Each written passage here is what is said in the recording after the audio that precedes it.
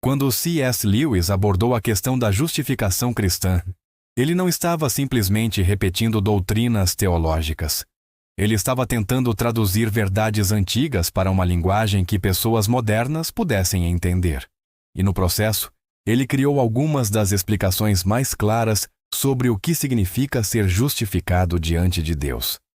Para Lewis, a justificação começa com um problema fundamental. A humanidade está quebrada. Não estamos apenas cometendo erros ocasionais. Estamos fundamentalmente distorcidos no nosso próprio núcleo. Lewis usava a imagem de uma máquina quebrada tentando consertar a si mesma. Simplesmente não funciona. A nossa cultura nos diz que somos basicamente bons, que nossos problemas vêm de fora, da criação, de traumas, de estruturas sociais injustas. Se pudéssemos apenas remover as influências negativas, nosso eu verdadeiro e bom emergiria. Lewis rejeitava completamente essa visão. Ele argumentava que o problema está dentro de nós. Todas as nossas tentativas de nos consertarmos, seja por educação, terapia ou autodisciplina, podem até fazer algum bem, mas nunca resolvem o problema fundamental. Imagine um barco que está afundando. Você pode reorganizar as cadeiras no convés, pintar o casco, melhorar o menu do jantar. Mas nada disso resolve o problema real. O barco está afundando. Você precisa de um resgate externo. Esta é a base da visão de Lewis. Justificação não é algo que fazemos por nós mesmos. É algo que é feito por nós. É o resgate de Deus para pessoas que não podem se salvar. Mas como exatamente esse resgate funciona? Aqui, Lewis precisou navegar por um terreno teológico complicado. Havia séculos de debate entre católicos e protestantes. De um lado, a justificação pela fé somente. Do outro, a fé que deve resultar em boas obras, um processo de transformação. Lewis, como anglicano, tentou mostrar que ambos os lados estavam certos, mas falando sobre coisas ligeiramente diferentes. Ele usou uma analogia brilhante: entrar numa casa. Há o momento inicial em que você é convidado e dá o primeiro passo pela porta. Esse é o momento da conversão, da fé inicial. Nesse momento, você é justificado. Você está dentro. Mas depois, há o processo gradual de explorar a casa, de se acostumar com ela, de se tornar verdadeiramente alguém que pertence àquele lugar. Esse é o processo de santificação, de transformação gradual. Os protestantes, dizia Lewis, focavam no momento de entrar. Os católicos, no processo de habitar. Mas ambos são essenciais. Você não pode habitar numa casa em que não entrou, mas também não adianta ficar parado no corredor para sempre. E o que exatamente Jesus fez na cruz? Como a morte de um homem inocente há 2000 anos pode resolver o nosso problema? Lewis reconhecia que existem várias teorias: substituição penal, resgate, influência moral, a vitória de Cristo sobre o mal. Ele dizia que todas elas capturam algo verdadeiro, mas nenhuma captura tudo. É como se alguém pagasse a sua dívida. Você pode dizer que essa pessoa assumiu sua responsabilidade, que te resgatou da prisão, que o amor a motivou. Todas as descrições são verdadeiras, mas nenhuma é a história completa. O ponto central para Lewis é este: na cruz, Deus fez algo que só Deus poderia fazer. Ele fechou a lacuna entre a humanidade e a santidade divina. E ele fez isso não pedindo que subíssemos até ele, mas descendo até nós. Lewis amava essa ideia. O cristianismo não é sobre humanos tentando alcançar o divino. É sobre Deus descendo para alcançar a humanidade. Como ele escreveu em Cristianismo Puro e Simples, o mundo caído é um território ocupado pelo inimigo. Mas o rei legítimo desembarcou, disfarçado, e está recrutando para o movimento de resistência. Ser cristão é juntar-se a essa resistência. Mas se Deus pode nos justificar, por que a fé é necessária?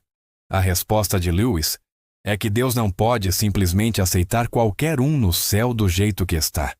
Não porque Deus seja arbitrário, mas porque o céu é, por natureza, um lugar para um certo tipo de pessoa.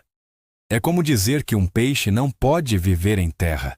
Não é porque a terra é injusta com o peixe, mas porque ele não tem o equipamento para sobreviver ali. Da mesma forma, pessoas que amam a si mesmas acima de tudo não seriam felizes no céu, um lugar de amor abnegado e adoração a Deus. Então, justificação não é apenas ter sua ficha criminal apagada. É ser transformado no tipo de pessoa que pode desfrutar do reino de Deus. E essa transformação começa com a fé. E fé para Lewis é como confiança. Quando você está doente e confia num médico, você não precisa entender todos os detalhes do tratamento. Você apenas confia que o médico sabe o que está fazendo. Fé cristã é confiar em Deus. E as boas obras? Lewis era claro. Não somos salvos por boas obras. Não podemos merecer o céu. Mas embora não sejamos salvos por boas obras, somos salvos para boas obras. A fé genuína inevitavelmente produz mudança. Se alguém diz que tem fé, mas a sua vida não mostra nenhuma evidência de transformação, então provavelmente não é fé real. Mas esse processo é lento e difícil. Não devemos esperar perfeição instantânea, nem julgar o progresso espiritual dos outros. Só Deus vê o coração. Uma das contribuições mais originais de Lewis foi sua ênfase no estar em Cristo. Quando você se torna cristão, você entra numa união real e misteriosa com Ele. É como vestir uma roupa nova. No início pode parecer estranha, grande demais, mas com o tempo, você cresce e ela começa a se ajustar perfeitamente. Mas o que nos impede de aceitar esse resgate? Um obstáculo principal é o orgulho. A recusa em admitir que precisamos de ajuda. O desejo de salvar a nós mesmos. Até que esse orgulho seja quebrado, a justificação é impossível, porque ela começa com a admissão de que estamos moralmente falidos. Outro obstáculo é o medo. Medo de que, ao nos rendermos a Deus, Ele exigirá coisas impossíveis ou nos tirará toda a felicidade. A resposta de Lewis é que Deus não é nosso inimigo. Ele é o nosso Criador, que sabe o que realmente nos fará felizes. Quando Ele nos pede para abrir mão de algo, é porque está oferecendo algo infinitamente melhor em troca. Como ele escreveu, somos como crianças fazendo castelos de areia, sem conseguir imaginar o que significa um convite para passar as férias à beira-mar. No fim, a justificação não é sobre o que acontece quando morremos. Ela muda como vivemos agora. Se você sabe que é amado, perdoado e está sendo transformado por Deus, isso muda tudo. Você não precisa mais provar seu valor. Você é livre para falhar, porque seu valor não depende do seu desempenho. Você é livre para crescer, porque Deus está trabalhando em você. Para Lewis, a justificação é o começo de uma grande aventura. É o início de uma jornada, não um evento estático. A vida cristã não é monótona, é a maior aventura possível. Você está entrando numa história épica, participando na redenção de todo o cosmos. E, fundamentalmente, justificação é sobre relacionamento. É sobre conhecer a Deus.